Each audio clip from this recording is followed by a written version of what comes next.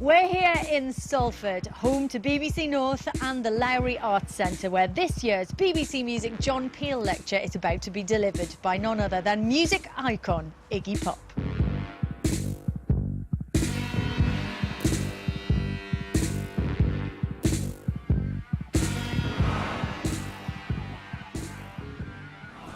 Hello and welcome to this year's BBC Music John Peel Lecture in Salford, part of the Radio Festival with 7 Digital and with me, Lauren Laverne. The Peel Lecture, of course, takes its inspiration from John Peel, one of the greatest radio broadcasters of all time. Let's just take a moment to remember why. I like the idea that as you're educating yourself to the present and to the future, you're also re-educating yourself as to your past. This is the first of a new series of programmes in which you may hear just about anything. We'll also play records by groups that you may not have heard of that we consider worthy of exposure. John Peel, who would have been 75 this year, was a broadcaster who changed the landscape of British music. You can get a lot of people listening to Captain Beefheart, whether they listen to him because it's a cult thing or because they really listen. It doesn't really matter that much. Chances are they'll get into it properly eventually anyway. You know, it's worth all the ludicrous nonsense you have to go through to do it. While this has been playing, I have to say, we've been having a bit of a debate here in the studio about whether it should be played at 45 or 33 and a third. When I was listening to it at home, 45 sounded right, but it sounds a bit mad now. When we'd first played reggae, people had written in and said, "Come on, old fella, pull yourself together," as they do now with hip-hop. Actually, that's better, actually, that's to be said. I wanna hold her tight, get teenage kicks right through the night. The very fact that we are always going to be linked with John Peel, it's such a compliment to us. I don't think we could ever say enough words of thanks to him. Hello and welcome back to Glastonbury, where it is not at the moment raining, which is quite exciting in itself. I can't really describe what it is that I find attractive about the things that I do find attractive. I really don't know what it is I don't like about Bruce Springsteen. It just doesn't ring true to me. More of the same unpleasant and disorientating racket on tomorrow night's programme. Until then, from me, John Peel, good night and good riddance. Marking the 10th anniversary of his death, BBC Music presents the John Peel Lecture. Of course, the Peel Lecture celebrates John and keeps his spirit alive. And we do this by asking another standout, opinionated individual to share their ideas about the big debates in music and to shape what we're thinking and talking about, just as John would have if he was still here today. John was a figure who perpetually challenged the status quo and a man with a love of teenage kicks. So who better to deliver this year's lecture than an icon whose music has soundtracked teen rebellion for over 40 years. One-time forgotten boy, now the godfather of punk, and BBC Six Music presenter, Iggy Pop. Come on now! I didn't really want to go to school and sign up for a lifetime of drudgery. Music gave me hope to go on another path in life. Now I wanna be your dog.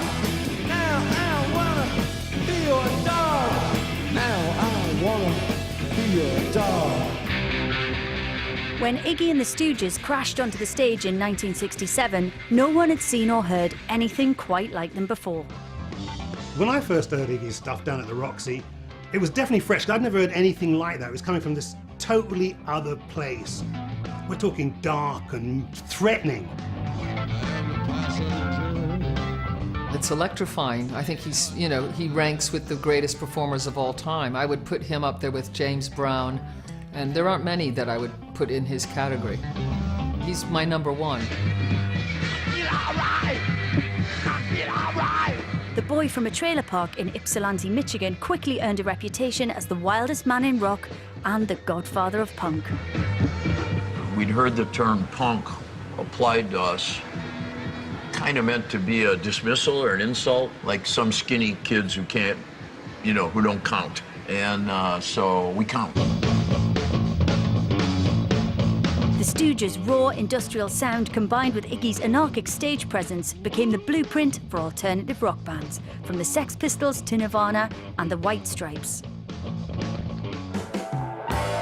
One early admirer was David Bowie, who produced Iggy's first solo albums. What a great, wonderful, funny, pithy, great writer he is. It is really odd. Iggy's been responsible for so much that's happened, especially on the punk side of rock, that he's never really had that kind of mass acceptance.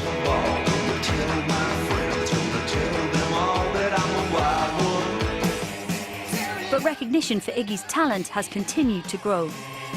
He's collaborated with a broad range of musicians and carved out an acting career in films such as John Waters' Crybaby. Wow, you caught me in my birthday suit. What? Naked? His music has also featured on movie soundtracks, including Trainspotting in 1996, which brought him to a whole new generation of fans. That song was bubbling, so people smelled something there, and the song sounded so good, sooner or later, it was gonna break. With 5 decades in the business, having embraced all the excesses of rock and roll, Iggy is a man still in rude health with no intention of growing old quietly. Live is incredible. The transference of energy is unbelievable. You can feel it. He's a great performer. I love it because it's quite dangerous, isn't it? After reuniting with the Stooges and playing an unforgettable Glastonbury set in 2007, Iggy and the band were finally inducted into the Rock and Roll Hall of Fame in 2010. And now, in his latest role as presenter for Six Music, he's introducing listeners to his own musical passions. BBC Radio 6 Music. Iggy Pop's Rocking Rebels. Hey, that was Rumble by the late, great Link Wray. What I love about Six Music is that they've given me the chance with an open book to rediscover for myself and to play music that really rings my bell. Every song or piece of music I like seems to trigger later a memory of where I was and what I was doing when I liked it. The mainstream was never what it was about. It was never about being the biggest band. It was never about being a household name. He always stayed outside the law. Well, come on! And for real rock fans, that's what really appeals to us about rock and roll. Ladies and gentlemen, the BBC Music John Peel Lecture 2014, sharing his thoughts on free music in a capitalist society, the American Caesar himself, Mr. Iggy Pop.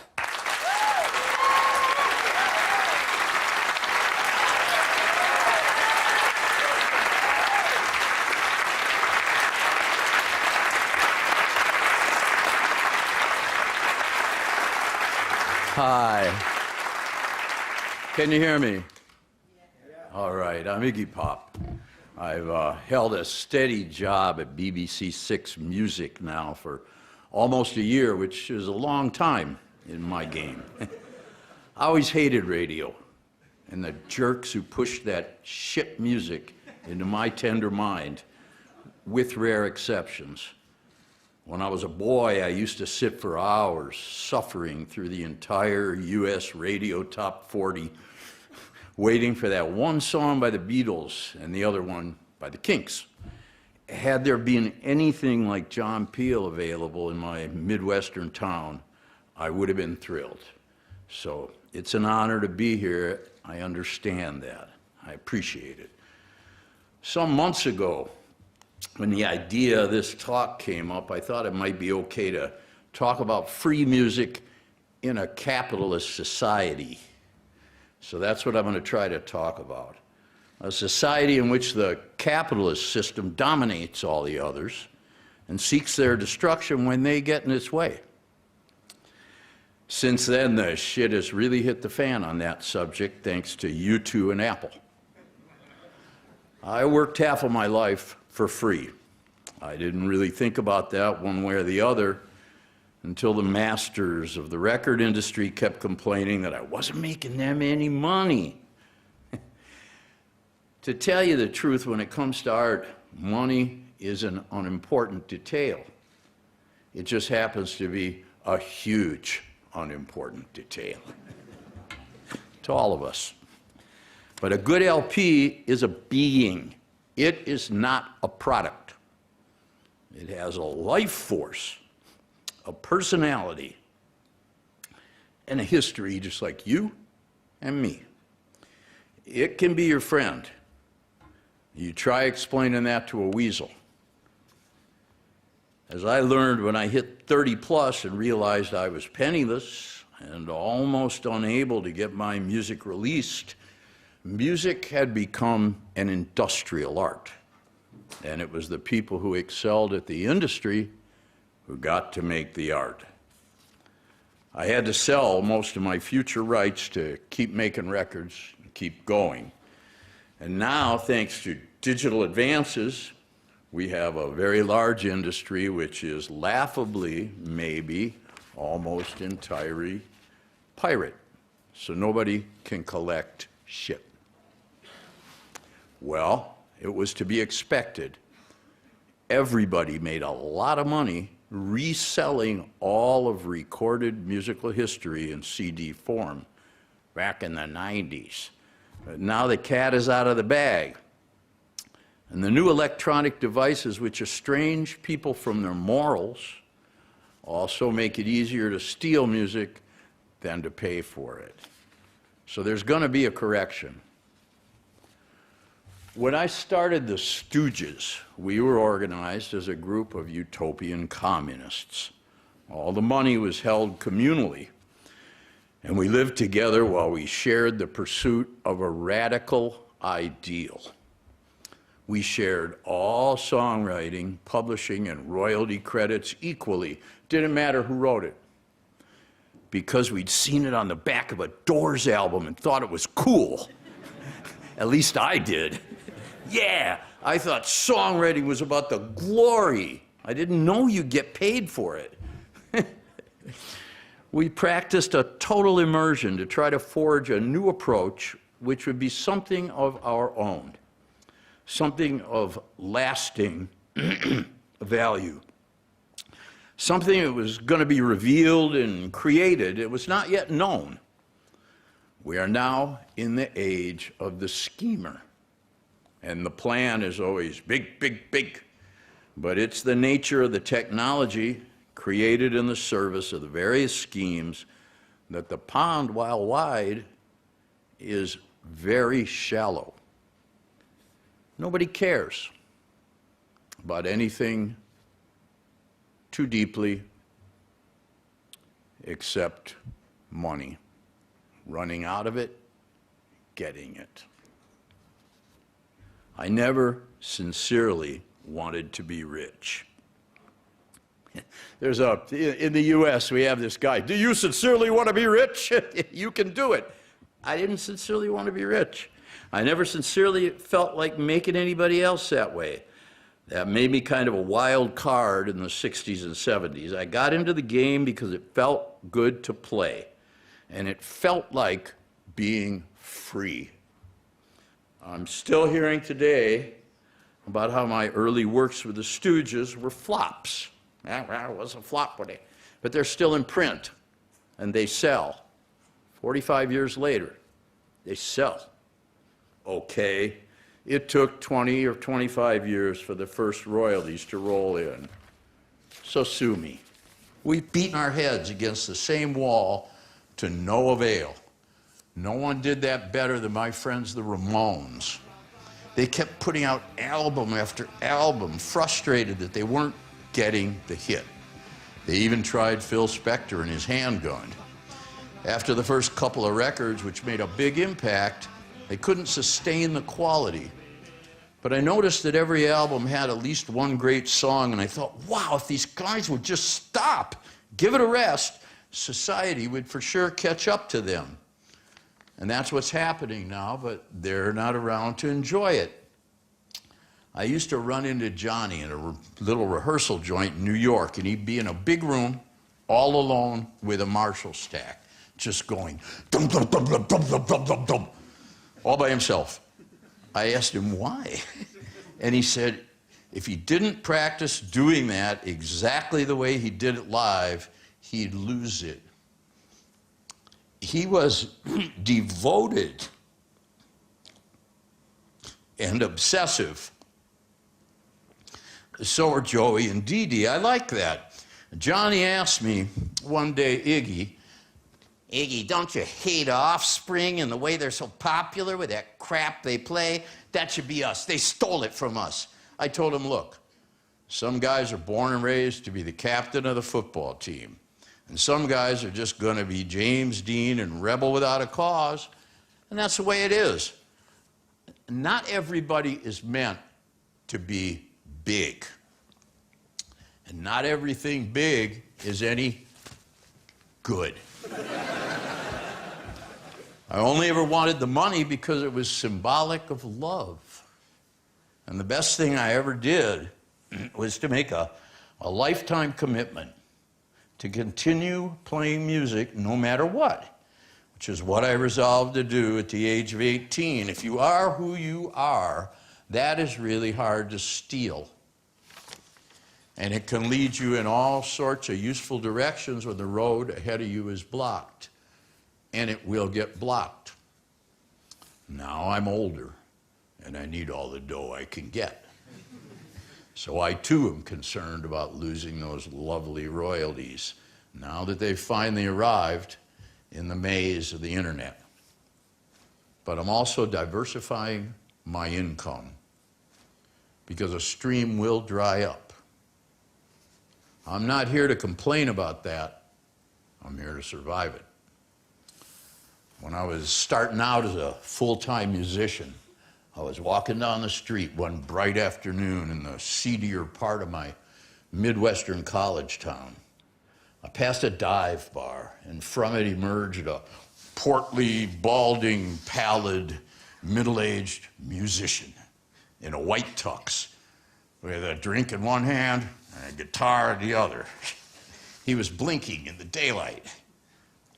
I had a strong intuition that this was a fate to be avoided. He seemed cut off from society and resigned to an oblivious obscurity, a barfly, an accessory to booze. So how do you engage society as an artist and get them to pay you? Well, that's a matter of art and endurance. To start with, I cannot stress enough the importance of study. I was lucky to work in a discount record store in Ann Arbor, Michigan as a stock boy, where I was exposed to a little bit of every form of music imaginable on record at the time. I listened to it all whether I liked it or not. Be curious. And I played in my high school orchestra, and I learned the joy of the warm, organic instruments working together in the service of a classical piece. That sticks with you forever. If anyone out there can get a chance to put an instrument and some knowledge in some kid's hands, you've done a great, great thing. Comparative information is a key to freedom. I found other people who are smarter than me to teach me. My first pro band was a blues band called the Prime Movers, and the leader, Michael Earlwine, was a very bright hippie beatnik with a beautifully organized record collection in library form of the blues. I'd never really heard the blues. That part of our American heritage was kept off the major media. It was system up, people down. No Big Bill Brunzi on BBC for us. Boy, I wish. No money in it. But everything I learned from Michael's beautiful library became the building blocks for anything good I've done since. So guys like this are priceless. If you find one, follow him or her. Get the knowledge. Once in secondary school in the 60s, some class clowns dressed up the tallest guy in school in a trench coat, shades, and a fedora, and rushed him into a school dance with great hubbub, proclaiming, "Del Shannon is here! Del Shannon is here!" And until they got to the stage, we all believed them because nobody knew what Del Shannon looked like. He was just a voice on some great records. He had no social ID. By the early 60s, that had really changed with the invasion of the Beatles and the Stones. This time TV was added to the mix, and print media too. So you knew who they were, or so you thought anyway. I'm mentioning this because the best way to survive the death or change of an industry is to transcend its form. You're better off with an identity of your own, or maybe a few of them, something special. It is my own personal view, having lived through it, that in America the Beatles replaced our assassinated President Kennedy, who represented our hopes for a certain kind of society. Didn't get there. And the Stones replaced our assassinated folk music, which our own leaders suppressed for cultural, racial, and financial reasons. It wasn't okay with everybody to be Kennedy or Muddy Waters, but those messages could be accepted if they came through white entertainers from the parent culture. That's why they're still around. Years later, I had the impression that Apple, the corporation, had successfully co-opted the good feelings that the average American felt about the culture of the Beatles by kind of stealing the name of their company. So I bought a little stock. Good move. 1992. Woo! But look, everybody is subject to the ripoff and has to change affiliations from time to time. Even Superman and Barbie were German before America tempted them to come over. Tough luck, Nietzsche. So who owns what anyway? Or as Bob Dylan said, the relationships of ownership. That's Gates of Eden. Nobody knows for long, especially these days. Apparently, when BBC Radio was founded, the record companies in the UK would not allow the BBC to play their master recordings because they thought no one would buy them for their personal use if they could hear them free on the radio. So they were really confused about what they had. They didn't get it. And how people feel about music. Because it's a feel thing and it resists logic. It's not binary code. Later when CDs came in, the retail merchants in America all panicked because they were just too damn tiny and they thought, Americans want something that looks big, like a vinyl record. Well, they had a point, but their solution was a kind of Frankenstein. They called it the long box. It didn't fool anybody because half of it was empty. It had a little CD in the bottom of the empty cardboard. You'd open it up and it was empty. Now we have people in the Sahara using GPS to vary huge wads of ransom euros under sand dunes for safekeeping. The GPS was created for military spying from the high ground, not radical banking. So any sophisticated system, along with the bounty it brings, is subject to primitive hijacking. I want to talk about a type of entrepreneur who functions as a kind of popular music patron of the arts. It's good to know a patron. I call him El Padrone because his relationship to the artist is essentially feudal, though benign. He or she, la padrona, if you will, is someone, usually the product of successful, enlightened parents, who owns a record company, but has had benefit of a very good education and can see a bigger picture than a petty business person. If they like an artist's style and it suits them, they'll support you even if you're not a big money spinner. And I can tell you, some of these powerful guys get so bored that if you're fun in the office, you'll go places. Their ancestors, the old-time record crooks, just made it their business to make great, great records, but also to rip off the artist. 100% copyright, publishing, royalty splits, agency fees, you name it. If anyone complained, the line was, "Pay you? We worship you." God bless Bo Diddley. By the time I came along, there was a new brand of Padron. People like this are still around, and some of them can help you. One was named Jack Holtzman. Jack had a beautiful label called Elektra Records. They put out Judy Collins, Tim Buckley, The Doors, and Love. He'd started working in his family record store like Brian Epstein. He dressed mod and he treated us very gently. He was a civilized man. He obviously loved the arts.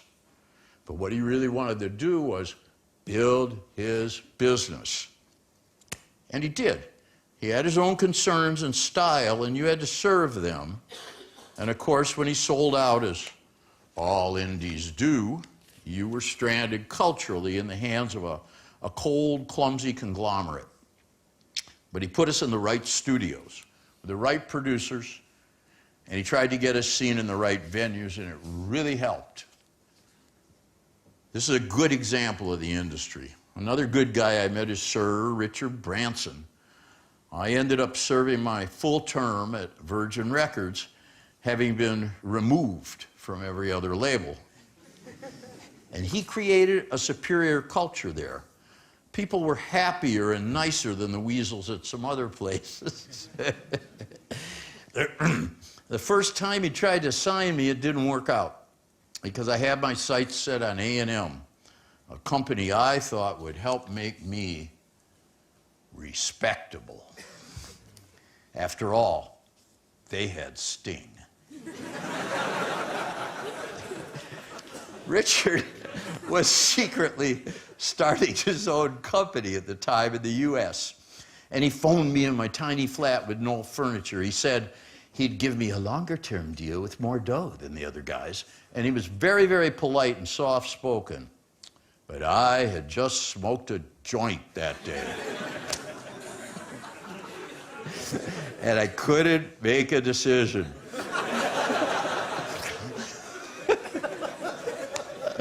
So I went with the other guys who soon got sick of me. Virgin picked me up again later on the rebound and on the cheap. Damn, my own fault. Another kind of indie legend who is slightly more contemporary is Long Gone John of the label Sympathy for the Record Industry. Good name. John is kind of famous with some artists for his disinterest in paying royalties. He has a very interesting music-themed folk art collection. It's visible online, which includes my leather jacket. I wish he'd give it back. There are lots of indie people with a gift for organization who just kind of collect freaks and throw them up at the wall to see who sticks. You gotta watch them. When you go a step down creatively from the padrones, who are actually entrepreneurs, you get to the executives. You don't want to know these guys. They usually came over from legal or accounting. They have protégés, usually called A&R men, to do their dirty work. You can become a favorite with them if your fame or image might reflect limelight on their career.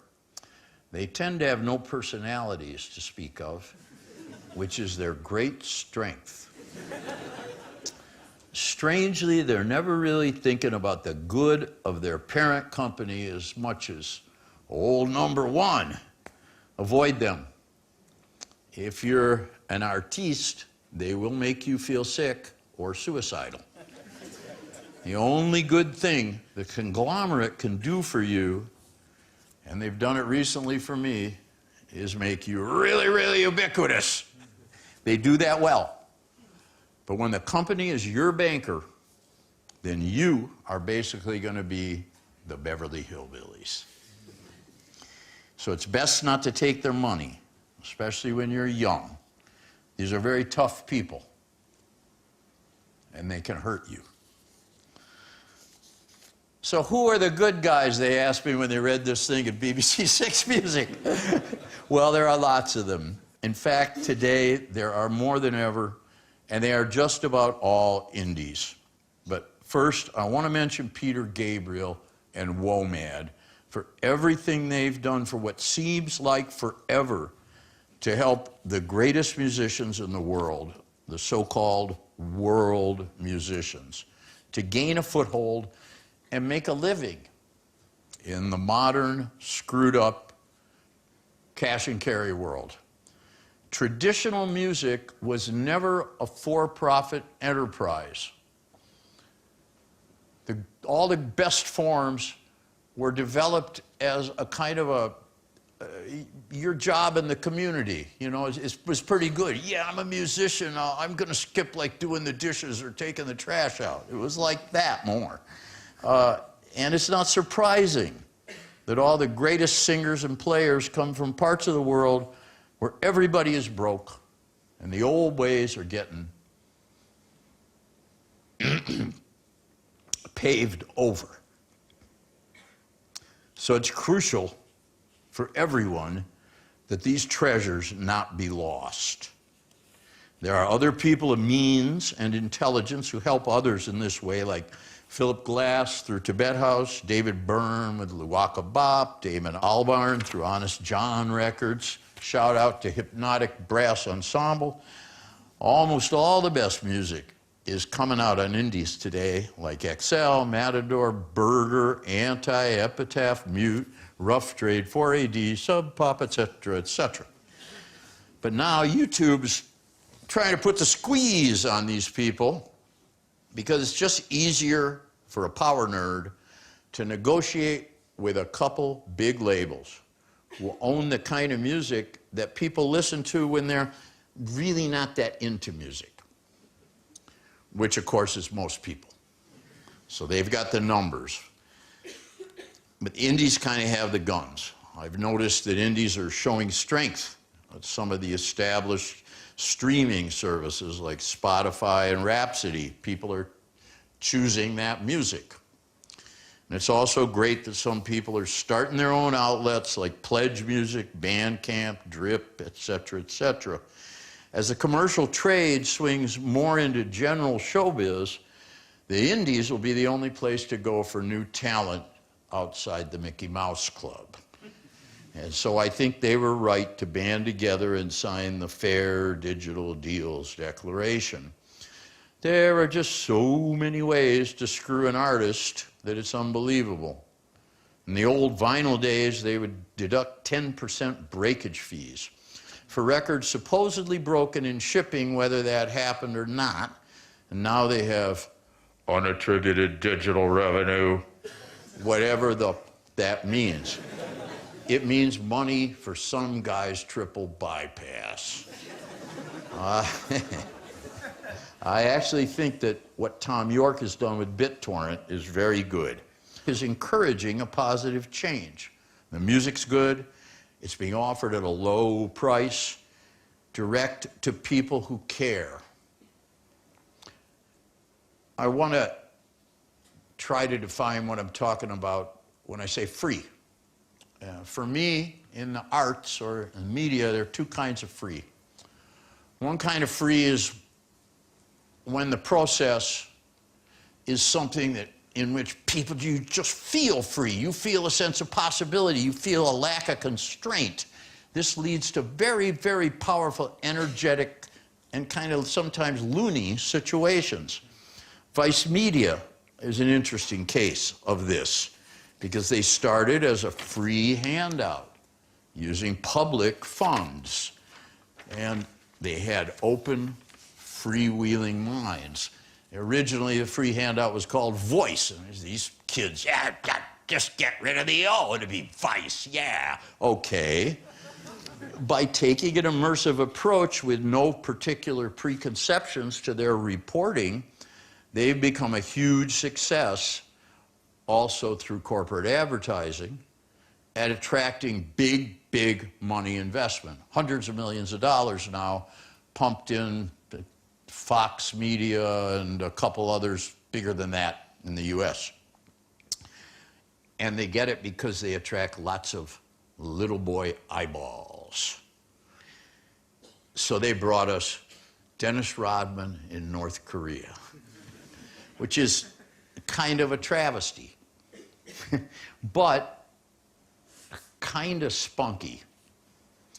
It's interesting that capital investment, for all its posturing, never really leads. It always follows.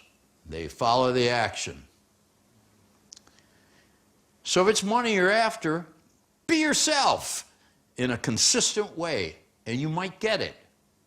You'll at least end up getting what you're worth and feel better. Just follow your nose.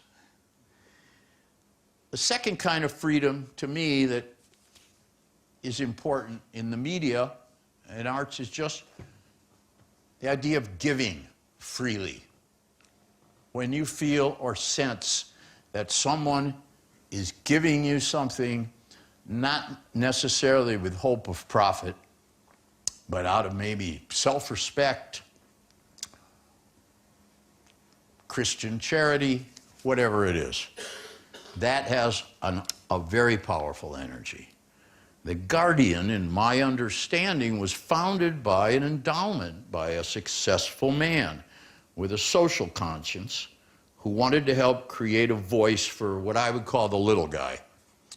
So they have a kind of moral mission or imperative. It's given them the latitude to try to be interesting, thoughtful, and helpful. And they bring Edward Snowden to the world stage, something that was not pleasant for a lot of people to hear about, but maybe you need to know. These two approaches couldn't be more different.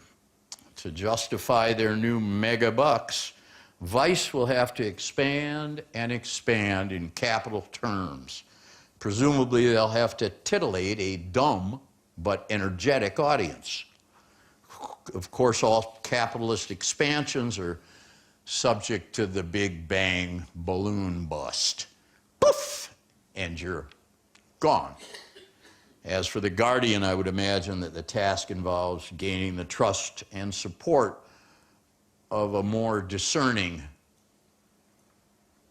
less definable reader without spending the principle. There's usually an antipathy between cultural poles, but these two actually have a lot in common in terms of the energy and nuisance to power that they're willing to generate. I wish red and blue could come together somehow. Sometimes I'd rather read than listen to music.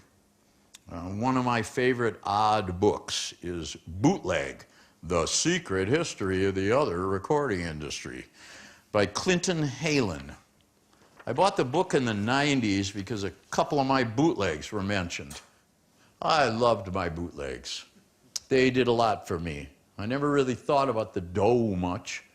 I liked the titles like Suck on This, Stowaway, DOA, or Metallic KO. The packaging was always way more creative and edgy than most of my official stuff. So I just liked being seen and heard like anybody else. These bootleggers were creative. Here are two quotes from the Dust Jacket by veteran industry stalwarts on the subject of bootlegs in 1994. Bootleg is the thoroughly researched and highly entertaining tale of those colorful brigands, hapless amateurs, and true believers who have done wonders for my record collection. Rock and roll doesn't get more underground than this. That was David Frick, the music editor of Rolling Stone magazine. I think that bootlegs keep the flame of the music alive by keeping it out of not only the industry's conception of the artist, but also the artist's conception of the artist. That was Lenny Kaye from the Patti Smith Group, musician and critic, and my friend. Wow, sounds vital and heroic. I wonder what these guys feel about all this now, because things have changed, haven't they? We're now talking about mega upload, Kim.com, big money, political power, and varying definitions of theft that are legally way over my head. But I know a con man when I see one. And the people who don't want the free U2 download are trying to say, don't try to force me. And they've got a point. Part of the process, when you buy something from an artist, it's a kind of anointing. You're giving that person love. It's your choice to give or withhold. You're giving a lot of yourself besides the money. But in this particular case, without the convention, maybe some people felt that they were robbed of that chance, and they've got a point. It's not the only point.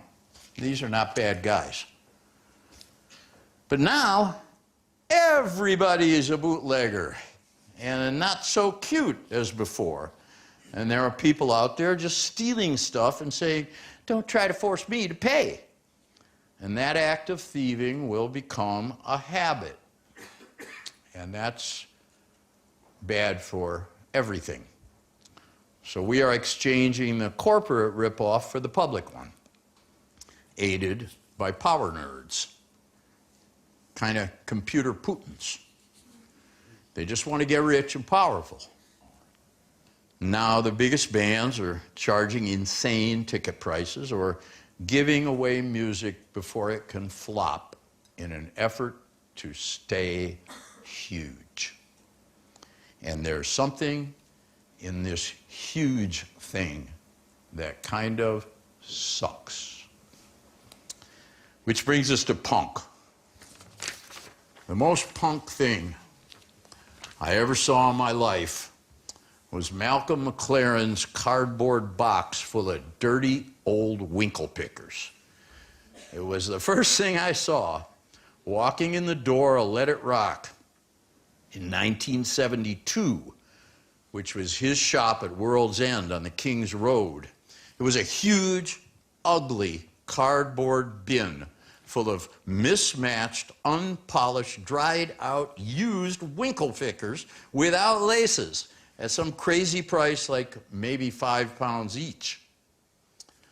Another 200 yards up the street was Granny Takes a Trip, where they sold proper rock star clothes like scarves, velvet jackets, and snakeskin platform boy boots.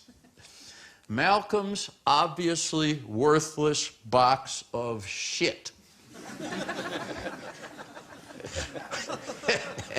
was like a firebomb against the status quo, because it was saying that these violent shoes have the right idea and they are worth more than your fashion, which serves a false value. This is right out of the French Enlightenment. So is the thieving that big a deal?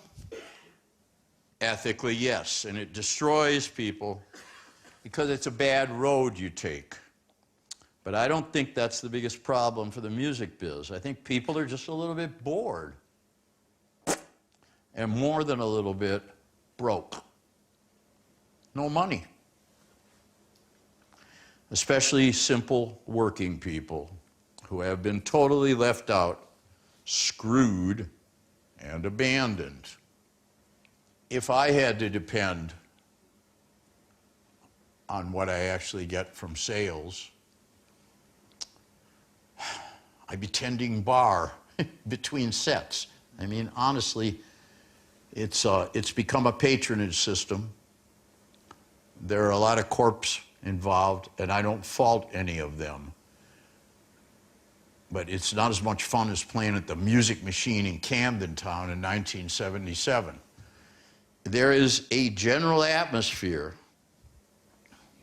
of resentment, pressure, this kind of strange perpetual war dripping on all the time. And I think that prosecuting some college kid because she or he shared a file is a lot like sending somebody to Australia a couple hundred years ago for poaching his lordship's rabbit. That's how it must seem to poor people who just want to watch a crappy movie for free after they've been working themselves to death all day at Tesco or whatever, you know. If I want to make music, at this point in my life, I'd rather do what I want. Do it for free, which I do, or cheap, if I can afford to, and I can. And fund through alternative means like a film budget or a fashion website, both of which I've done. Those seem to be turning out better for me than the official rock and roll company albums I struggle through. Sorry. If I want to make money, well, how about selling car insurance? At least I'm honest. It's an ad, and that's all it is. Every free media platform I've ever known has been a front for advertising or propaganda or both, and it always colors the content. In other words, you hear crap on the commercial radio. The licensing of music by films, corps, and TV has become a flood because these people know they're not a hell of a lot of fun, so they throw in some music that is. I'm all for that because that's the way the door opened for me. I got heard on TV before radio would take a chance. But then I was okay. Good. And others too. I notice there are a lot of people, younger or younger, getting their exposure that way. But it's a personal choice. I think it's an aesthetic one, not an ethical one. Now with the internet, it's a good thing that people can choose to hear stuff and investigate it in their own way. If they want to see me jump around the Manchester Apollo with a horsetail instead of trying to be a proper rock star, they can look. Good. Personally, I don't worry too much about how much I get paid for any given thing because I never expected much in the first place, and the whole industry has become bloated in its expectations. Look, Howlin' Wolf would work for a sandwich. This whole thing started in honky-tonk bars. It's more important to do something important or just make people feel something and then just trust in God. If you're an entertainer, your God is the public. They'll take care of you somehow. I want them to hear my music any old which way, period. There is an unseen hand that turns the pages of existence in ways no one can predict. But while you're waiting for God to show up, try to find a good entertainment lawyer. It's good to remember that this is a dream job. Whether you're performing or working in broadcasting or writing or the biz. So dream. Dream. Be generous. Don't be stingy. Please. I can't help but note that it always seems to be the pursuit of the money that coincides with the great art, but not its arrival, because it's just kind of a death agent. It kills everything that fails to reflect its own image. So your home turns into money, your friends turn into money, your music turns into money. No fun. Binary code. 0, 1, 0, 1. But what you got to do, you got to do. Life is a hurly-burly.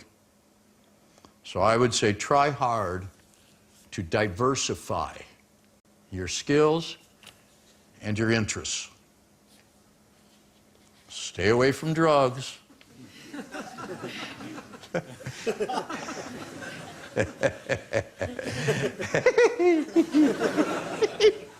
And talent judges. Get organized. Big or little, that helps a lot. I'd like you to do better than I did. Keep your dreams out of the stinky business or you'll go crazy, and the money won't help you. Be careful to maintain a spiritual exit. Don't live by this game, because it's not worth dying for. Hang on to your hopes. You know what those are. They're private, because that's who you really are. And if you can hang around long enough, you should get paid. It's the ending that counts, and the best things in life really are free. There, I'm done.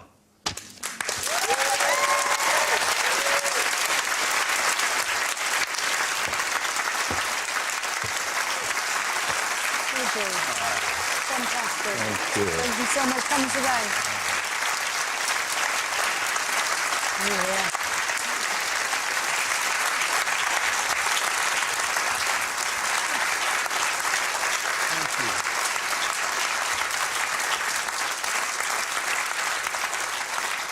What a wonderful lecture. Thank you so much. Iggy Pop, ladies and gentlemen. Wasn't that great? Thank you. Iggy, I believe that was the first lecture you've ever given, right? First, yeah, the first real deal. How was it for you? It was wonderful. It was, you know, different. I felt it took me back about 40 years. Yeah. I felt like a kid trying to listen. You know, I mean, what I have to say, it's just what I have to say. It's no better than what you or you, and it's just what I had to say, and that's it. We're going to let these delinquents ask a few questions now. Mark Radcliffe is in the audience with a question. Hi, Iggy.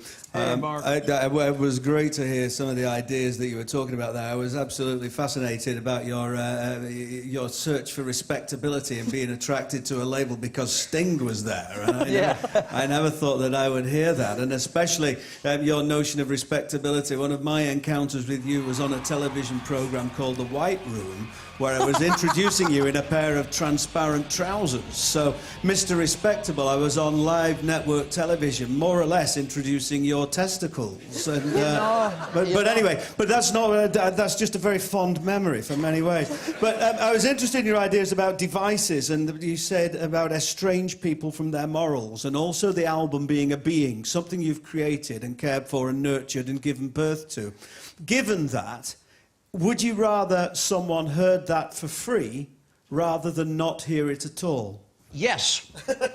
Yes, absolutely. I think that was fairly... I didn't spell it out, but I think you could find that from deciphering the text of that tome that I just... Yeah. By the way, Mark, the pants... Yeah. I was just walking... I'm a kind of a airhead. I was walking down Camden High Street. Yeah. And I went into this shop and I saw the pants. I thought, those pants, they were just folded, and it was just the fabric. It was this plastic fabric. Those pants are beautiful. Yeah. That is beautiful. And when I put them on, I didn't really think, in the lighting in the dressing room, you didn't really, and you know, there were people saying to me at my side, "You're naked or that stuff." I thought, but they're beautiful. And then little did I know they were gonna, you know. Anyway, I mean... I was watching at home, Iggy. I loved it, I have to say. If I could play the viola, I would do it. Yeah. You know? No, it's an image that stayed with all of us, Iggy. Don't worry about that. Absolutely. Well, by then I'd given up on the respectable thing. Right, you know? okay. Yeah. I think we are going to go to Bernard Sumner. Yeah, Bernard Sumner. Hey, Bernard. Hey, Iggy, how you doing? All right. So you're saying that in the early days that managers, agents and record company executives way back ripped us off, way back. They were kind of bleeding the poor musicians dry. Yeah. And then there was a short period when CDs came out, when we actually got a bit of money, but now the public's refusing to pay for us. Right. Aren't they as bad as managers?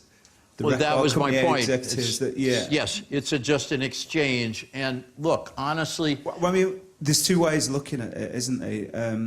I mean, that I think any of us, if there was two buttons on everything that you could buy, and one was free and one said pay, you'd press the free one. Everyone would. I don't think everyone would all the time. I don't think so. I think they would. No, I wouldn't. You know, I don't even know how to do that anyway, but I've got a whiz this kid, the college kid who does everything for me, and I've never asked him. What I do, I'll admit this, when I'm preparing my shows for Six Music, yeah. First I choose to check out the cut on YouTube if I can, because it's cheaper. In other words, all I'm doing is paying AT&T for access to this thing. And then, but if I can't, no, I go over to iTunes. I've never said, God damn it, Spencer, look at this $72 bill for music, and I'm only getting paid $73 by the BBC, you know? This isn't making it. No, I just don't think that way. I think there are a lot of people who don't, but not enough people. That's why I said diversify, Bernard. I'm going to have to bring in Jarvis Cocker. Hello. Hi. Hi. Thank you very much for the lecture. I thought Sure. it was great. I wonder if the experience of doing the radio programme, has that fed into this idea about, you know, has it changed your ideas about music at all? Only that it's put me, because I had a sense of responsibility that not everybody in the show is as, listening to the show are as old or as retrograde as I am. I've forced myself little by little to try to be more aware of how younger people are listening to some things and some of the newer things that are coming out. All right, let's hear Licky Lee then, damn it, you know. And I found one I liked and put that on. So that was part of it. Has it made you kind of rediscover stuff, you know? Yes, the old stuff, amazing, and especially some of the old black music hits of America, things like the Mashed Potatoes or Shirley Ellis, I can't remember, Nitty Gritty, for instance, or Twine Time by Alvin Cash and the Crawlers. When I heard it when I was young, it just made me want to, I had a big reaction. And I thought, sure, that's probably not going to be like that. Now it's going to sound time, but it still does it. I'm tempted to say it's put me off making any more records myself because there's so many good ones out there already, you know? No, don't let it do that. All right, No. fair enough then. Iggy, thank you so much for sharing your Jarvis. obsessions with us. All right. Okay, thank you, Iggy Pop.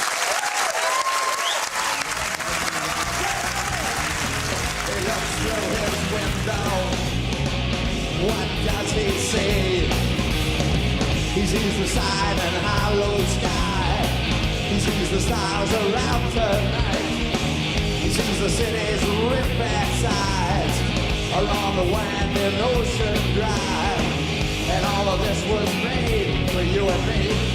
All of this was made for you and me. 'Cause it just belongs to you and me. So let's take a ride.